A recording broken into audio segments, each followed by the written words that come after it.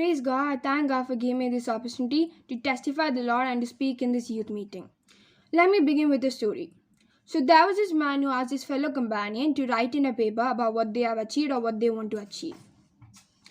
So few of these people wrote about better family growth, better financial needs, and better wealth. But one man did not involve any of these. He just wrote I can. So this man was confused. What did he mean by I can? Did he achieve anything? Does he want to achieve anything or does he not want to? So this man called upon this man and asked him, what did he mean by I can? So this man replied by saying, when I was young, I had lost my visions.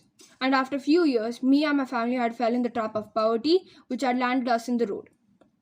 When we had lost all our hopes, God did not. That's why I am here, and that's why I wrote I can. Because if it's God's will, I can achieve all these, and if it's not, I will not. My topic is also similar to this. Philippians 4 verse 10 to 13. Philippians was written by Paul. To brief this chapter, Philippians 1 talks about the conclusion about Philippians 3. Philippians 4 verse 2 to 3 talks about two women, Euodia and Syntyche, who had a disagreement with each other, and Paul asked them to agree in the Lord, and also had sent his fellow companion Clement and his men to help them in their needs. When we continue to read, Paul asked his people to not be anxious, but in all give thanks to the Lord in all kinds of prayer. He asked them to focus on the things that are good, and also focus on his meditation. Paul also asked the Philippian Christians to teach them about the word and to instruct them about how to apply them in their life, knowing that God's peace would be with them. But today, my thought is on Philippians 4 verse 10 to 13. Which says, I rejoice greatly in the Lord that at last you have renewed your concern for me. Indeed, you have been concerned, but you have no opportunity to show it. I am not saying this because I am in need, for I have learned to be content whatever the circumstances are. I know what it is to be in need, and I know what it is to have plenty. I have learned the secret of being content in and every situation, whether fed or hungry, whether living in plenty or in want. I can do everything through him who gives me strength. Paul has set up a church for the city of Philippi.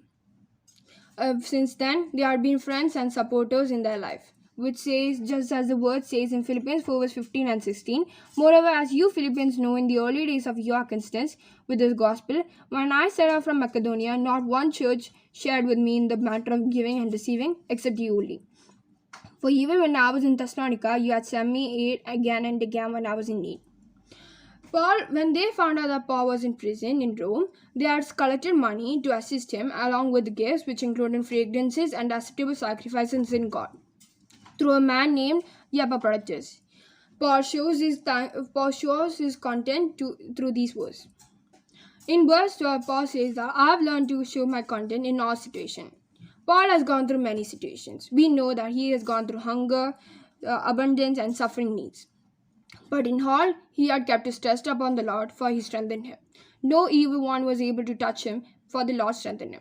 Which is not same as our situation.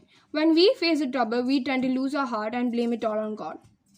But when we face a situation where God blesses us with what we ask him, we tend to praise God for a particular time, and we go back in enjoying the desire God has filled us with. So Paul has learned to accomplish in his needs, for the Lord has strengthened him. When we cast all our burdens upon him, the Lord lets us not to weaken. Lord does not allow our hearts to weaken, and does not let the evil one to touch us, for he strengthens us. So just like Paul, let us also hope that we strengthen ourselves in the Lord. Thank you.